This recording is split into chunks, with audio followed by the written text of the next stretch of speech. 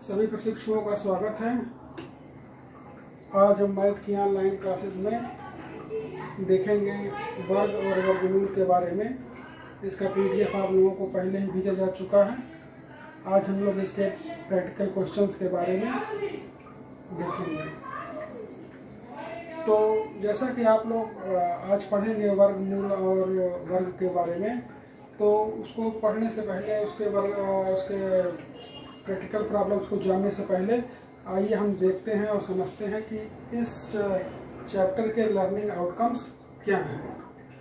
तो जैसा कि आप देख रहे हैं बोर्ड पर, इस चैप्टर के लर्निंग आउटकम्स में सबसे पहला नंबर है वर्ग और वर्गमूल की संकल्पना। तो इसमें हम सब लोग ये देखेंगे कि वर्गमूल क्या होता है और वर्ग क्या होता है, इसकी अवधारणा को हम समझेंगे।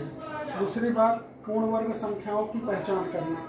कोई संख्या वो वर्ग है या नहीं है, तो अगर वो वर्ग है तो पूर्ण वर्ग कहलाती है, अन्यथा वह संख्या पूर्ण वर्ग की श्रेणी में नहीं आती। तो इसको भी हम लोग समझेंगे। तीसरी बात है वर्ग और वर्गमूल और गुणनखंड का संबंध देखेंगे। वर्ग और वर्गमूल से गुणनखंड का क्या संबंध है, वो चीज़ें हम यहाँ समझेंगे। चौथी बात, वर्गमूल ज्ञात करने की विधियाँ क्या हैं। तो वर्गमूल ज्ञात करने की दो विधि होती है, एक गुणनखंड विधि होती है, दूसरी विधि होती है भाग विधि। वो हम यहाँ पर समझेंगे। गुणनखंड विधि के द्वारा वर्गमूल किस तरह से ज्ञात किया जाता है, ये हम लोग यहाँ पर देखेंगे। फिर अगला है कि भाग विधि से वर्गमूल ज्ञात करना। हम भाग विधि से किस तरह से वर्गमूल को ज्ञात कर सकते हैं, ये जानेंगे। अगली बात है दशमलव संख्याओं का वर्गमूल ज्ञात करना।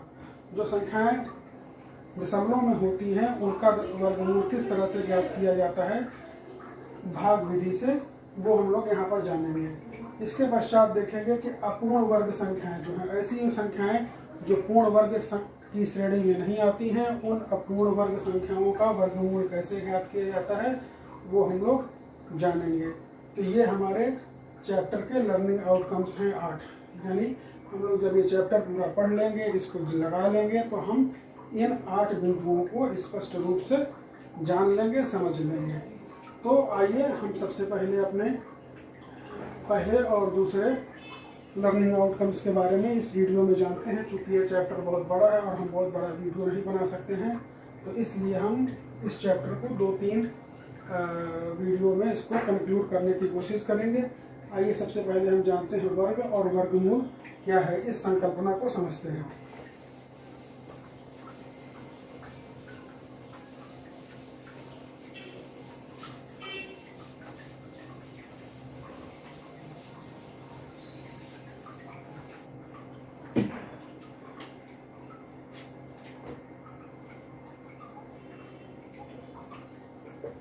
सबसे पहले जानते हैं कि वर्ग क्या है। वर्ग का मतलब होता है किसी संख्या का उसी संख्या से स्वयं उसी संख्या का उस संख्या में गुणा करना। यानी कोई भी अगर हम संख्या एक ले लें, एक संख्या है हमारी, उस संख्या को हम जब उसी संख्या से पुनः गुणा कर देते हैं, तो जो हमको गुणनफल प्राप्त होता है वह वर्ग कहलाता है। इसको हम दूसरे तरीके से ऐसा भी कहते हैं कि किसी संख्या पर, हम इसको कहते हैं किसी संख्या पर जब 2 की घात होती है तो हम उसको वर्ग कहते हैं। या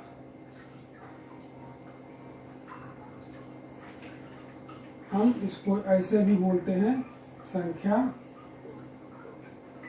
की घात 2। तो किसी संख्या पर जब 2 की घात है, यानी संख्या पर इस संख्या का स्क्वायर है, तो उसका जो गुणनफल आता है वह वर्ग कहलाता है। एक संख्या जब दूसरी उसी संख्या से स्वयं उसी संख्या से गुणा होती है, जैसे हम एक संख्या ले 5, इसको हम पुनः 5 से गुणा कर दें तो इसका गुणनफल आएगा 25। तो यह जो 25 है यह कहलाएगा पूर्ण वर्ग, तो ये वर्ग कहलाता है। इसी प्रकार से हम दूसरी संख्या ले सकते हैं 12 × 12, तो इसका गुणनफल आएगा 12 × 144, तो यह संख्या वर्ग कहलाती है। यानी वर्ग होने के लिए किसी संख्या को उसी संख्या से पुनः गुणा करना पड़ता है, तो वह उसका वर्ग ज्ञात होता है। अब वर्ग के बाद हम लोग जानते हैं कि वर्गमूल क्या होता है।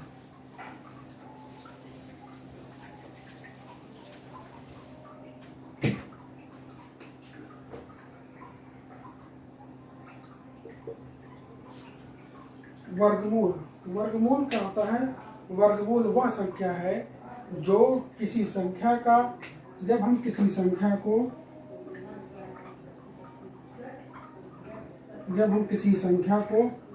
उसी संख्या से पुनः गुणा करें, जब हम किसी संख्या को उसी संख्या में गुणा करें,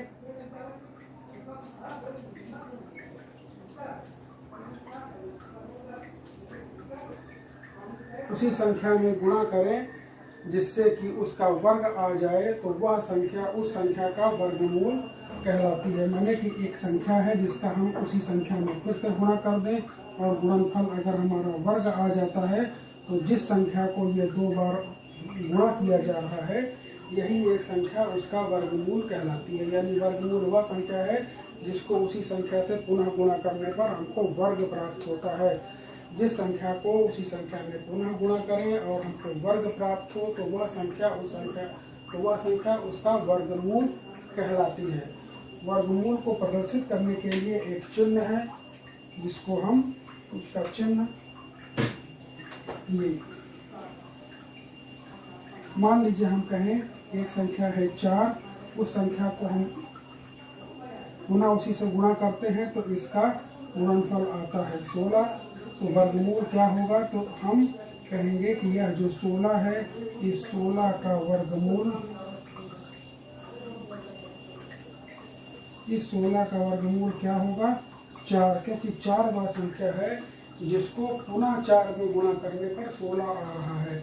तो जब हमको इसका वर्गमूल ज्ञात करना होता है 16 का, इसे हमको 16 का वर्गमूल ज्ञात करना है, तो हम लिखते हैं इसको कैसे?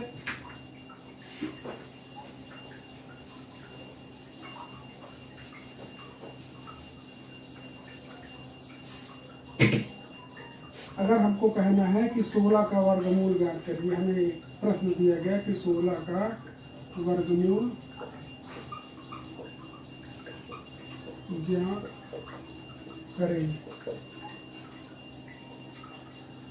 तो 16 का वर्गमूल ज्ञात करें, तो ये इतना लिखने की बजाय हम एक प्रतीक चिन्ह का प्रयोग करते हैं। वो प्रतीक चिन्ह ये होता है, इसको हम इस प्रतीक चिन्ह के अंदर इस संख्या को जब रख देते हैं, तो इसका मतलब होता है कि 16 का वर्गमूल ज्ञात करना है। यह वर्गमूल का प्रतीक चिन्ह है। यह क्या है? यह वर्गमूल का प्रतीक चिन्ह है।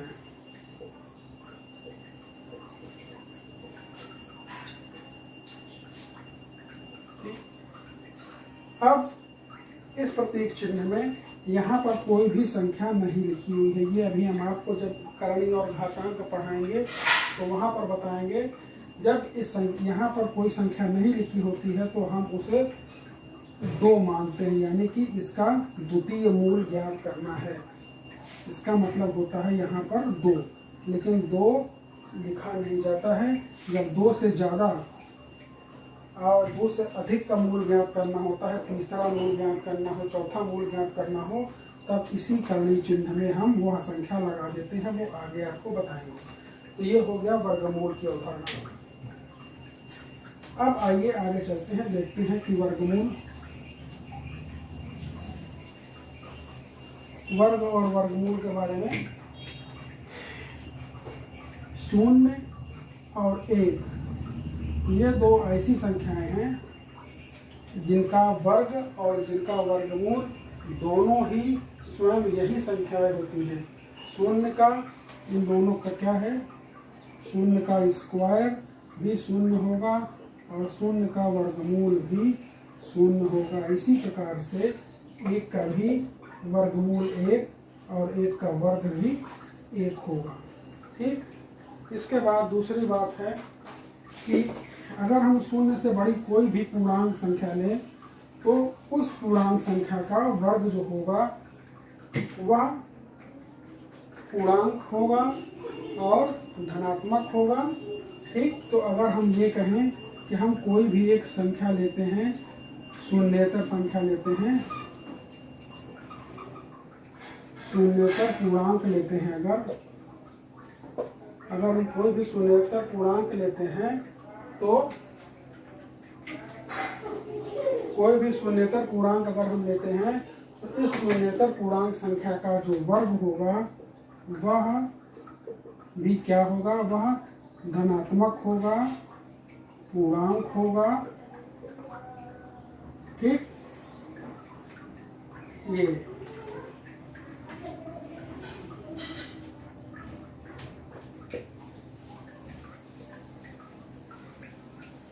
इसके अलावा एक बात और, जैसे परिमेय अपरिमेय भी समझ में कभी कभी नहीं आता, तो जो भी संख्याएं, जो अगर हम कोई भी परिमेय संख्या लेंगे, अगर कोई संख्या परिमेय है तो परिमेय का भी जो वर्ग होता है वह परिमेय संख्या ही होती है। परिमेय संख्या का भी वर्ग परिमेय संख्या ही होती है। तो ये हो गया आपका वर्ग और वर्गमूल के बारे में, ये अवधारणात्मक बात हो गई। अब इसके बाद आइए आगे चलते हैं और जानते हैं कि गुणनखंड से इसका क्या संबंध है।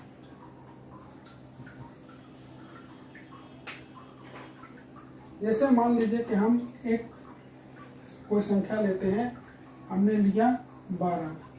अब इस यदि हम 12 का गुणनखंड करें तो इसका गुणनखंड आएगा 2 दूनी 4 और 3 12, इसके लिए गुणनखंड आए। अब एक संख्या हम दूसरी और लेते हैं 16, तो इसका गुणनखंड करते हैं 2 दूनी 4 दूनी 8 दूनी 2 दूनी 4 दूनी 8 दूनी 16।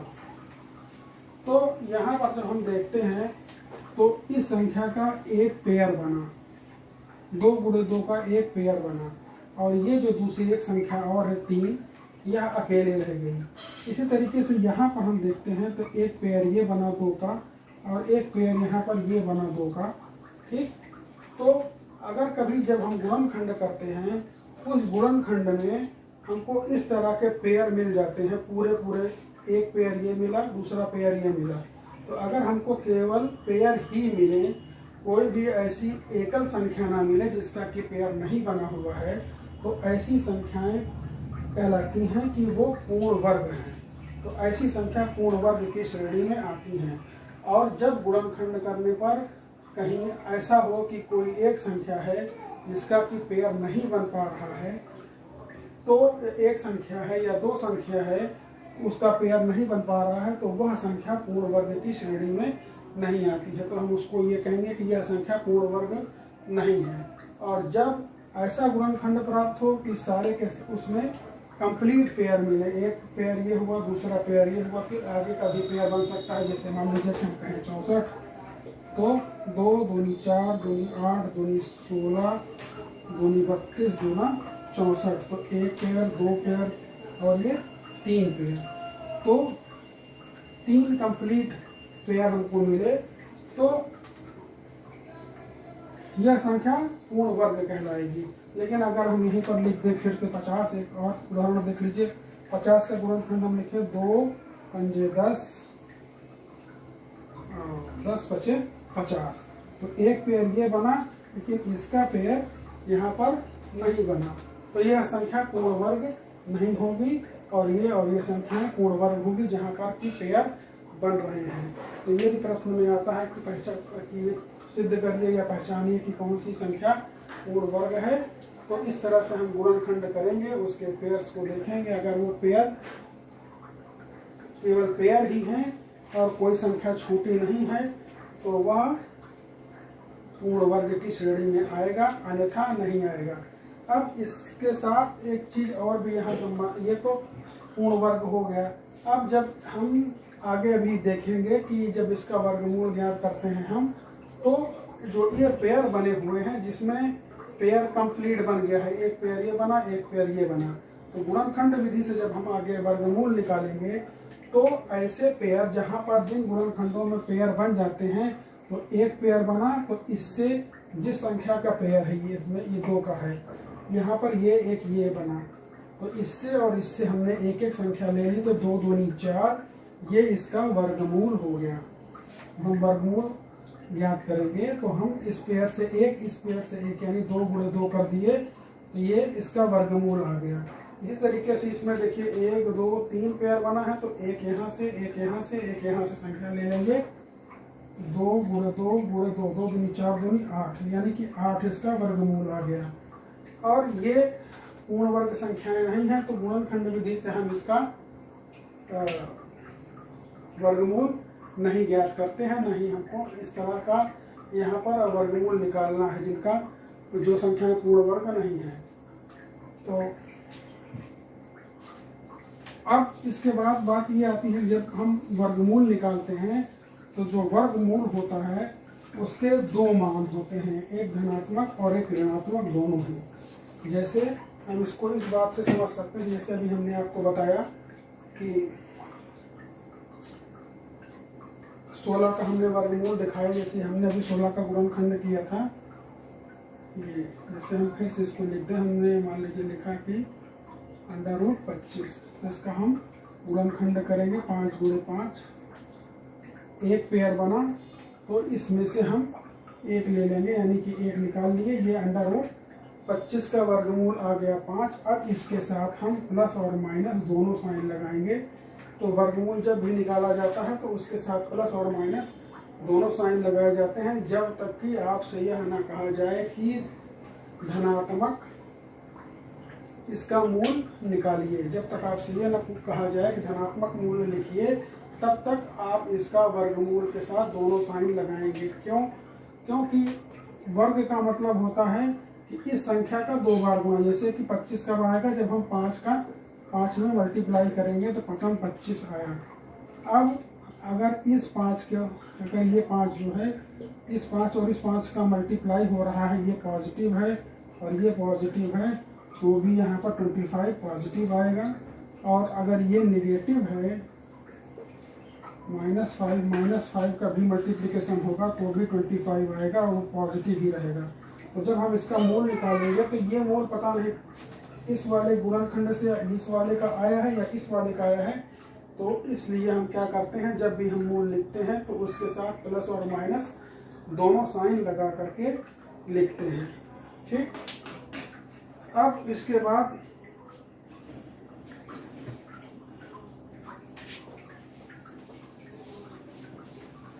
तो अब आप जान गए कि वर्ग क्या होता है, वर्गमूल क्या होता है, गुणनखंड से उसका संबंध क्या होता है, वर्गमूल का प्रतीक चिन्ह क्या होता है, और वर्गमूल के जो वर्गमूल आते हैं उसके दोनों मूल में हम प्लस और माइनस साइन दोनों ही लगाते हैं।